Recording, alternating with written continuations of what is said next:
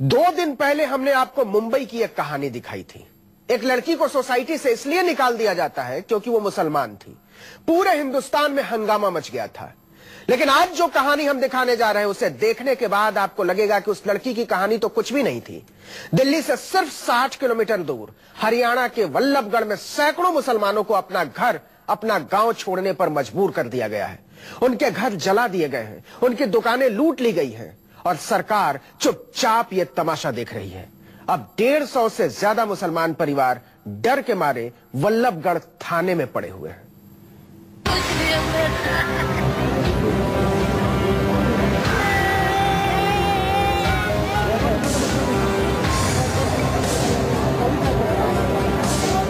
न तो इस दुधमुहे बच्चे को हरियाणा की सरकार से कोई उम्मीद है, न इस औरत को, न इस आदमी को और न ही इस बुजुर्ग को।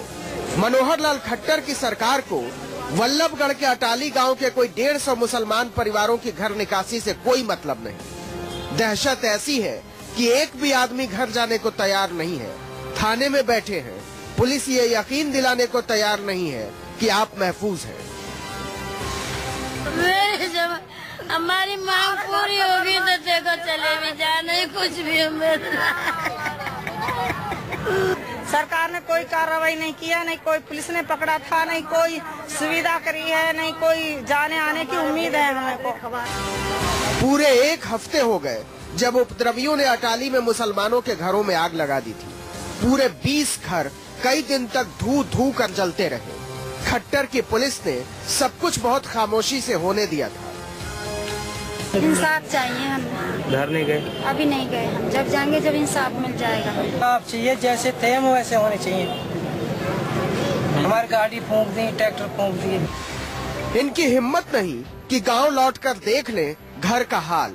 कहते हैं अभी तो सड़क पर हैं, लौटेंगे तो मारे जाएंगे। सोमवार से ही वल्लभगढ़ थाने में बैठे हैं।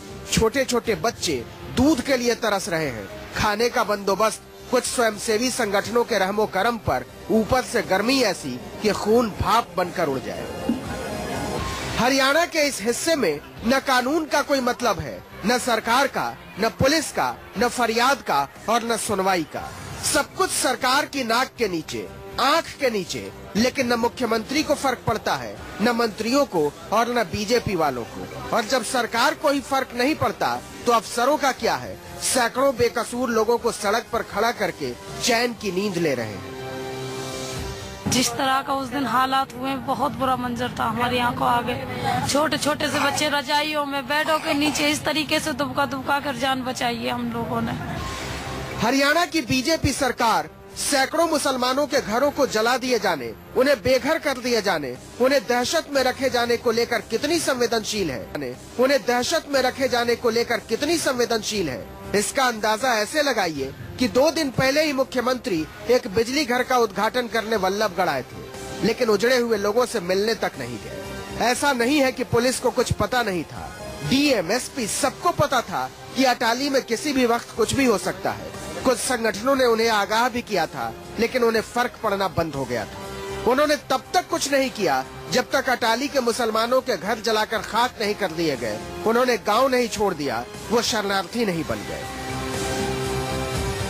15 लड़का है जो घर में आए थे मारने के लिए। फिर हाथ जोड़े, पैर पकड़े, उसने ना मानी। फिर उन्होंने डंडा बरसा दिया मेरे पास, कानों के कुंडल ले लिए, 60,000 रुपये ले लिए। तो कहाँ जाएं ये लोग मालूम नहीं, यहाँ कब तक रहेंगे मालूम नहीं, इनके रहने खाने का बंदोबस्त कैसे होगा मालूम नहीं। मालूम है तो सिर्फ इतना कि एक पूर्ण बहुमत की सरकार ने सैकड़ों अल्पसंख्यकों से सम्मान के साथ जीने का हक छीन लिया है। इनमें से हर एक का चेहरा इस देश की आजादी पर सवाल खड़े कर रहा है। अगर हम भी उतने ही आजाद हैं तो हम अपने घर क्यों नहीं जा सकते? प्रशांत गुप्ता, अटाली, वल्लभगढ़, न्यूज़ 24। खट्टर के राज में लोग बोल रहे हैं और सरकार सुन नहीं रही है।